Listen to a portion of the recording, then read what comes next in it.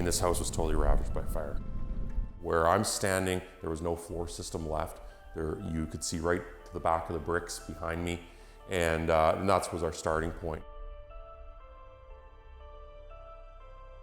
One of the reasons I was drawn to ICLR years ago was as a resource to extend beyond code. I mean, code is there to provide a safe and durable product for homeowners. But I mean, there's always a better mousetrap. You know, there's always something that we can do that's an extension. And that was years ago, I was drawn to ICLR looking at some of the things that they were recommending in new homes that were outside of the code. A lot of the elements that I became more interested in were, you know, wind-driven threats and water-driven threats, flooding, overland flooding, and then of course some of the things that they were dealing with fire.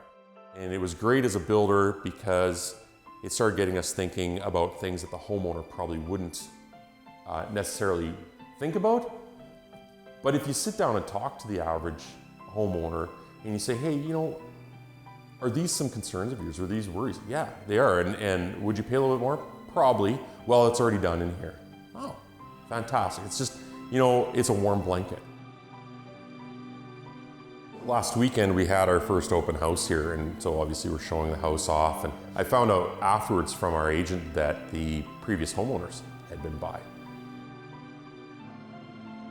But when they walked through the front door, I guess it was quite emotional to see that home, and you almost have to wonder what was going through their head. You know, the young lady or ladies that were here had grown up here, and to see such a transformation must have been quite impactful for them.